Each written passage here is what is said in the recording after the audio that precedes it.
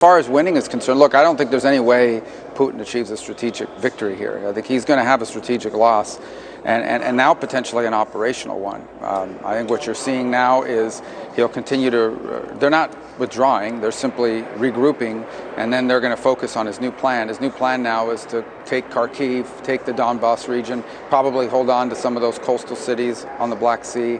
And he's going to throw all those forces against those limited areas in the hopes of getting a different outcome.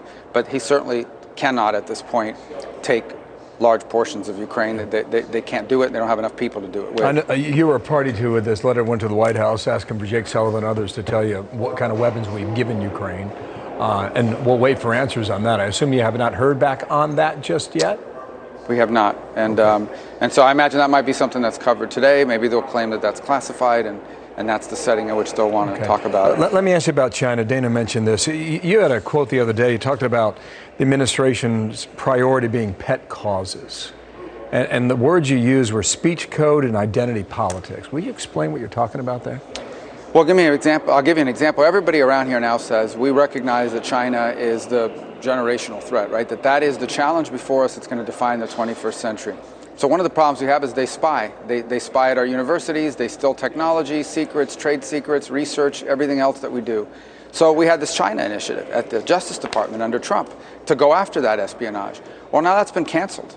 And that's been canceled because a bunch of people out there went ahead and started arguing that it was xenophobic, and it was ignoring the fact, for example, that a significant percentage of the people that have been investigated and caught up in the China initiative aren't Chinese Americans. They're Americans who are getting paid or getting other benefits to turn over their research to China. So they've canceled that initiative. Likewise, I mean, you talk about, on the one hand, all these things we need to do to create independence from China, but on the other, you have this Green New Deal proposal. China's ramping up coal production. They're not only ramping up coal production in their own country, they're funding all kinds of coal-fired plants all over the world.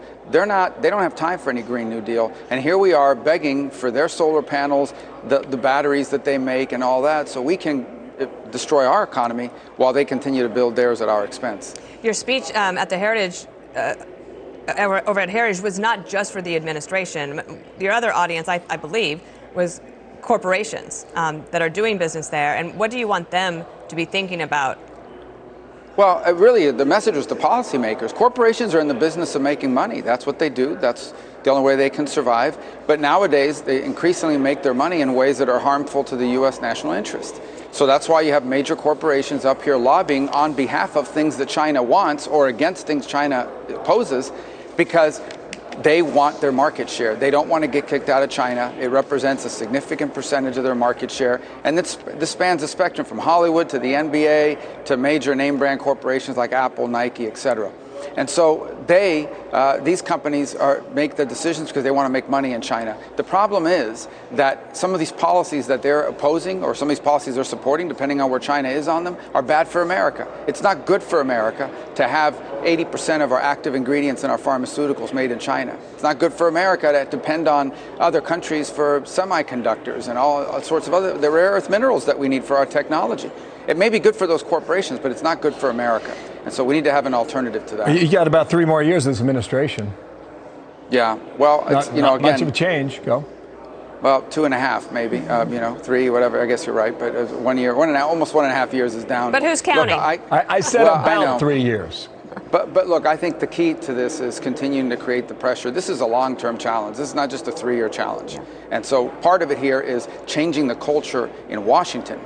Not just saying that China is a threat, but actually changing the way we address it. We can't address this new challenge using the policies of the past.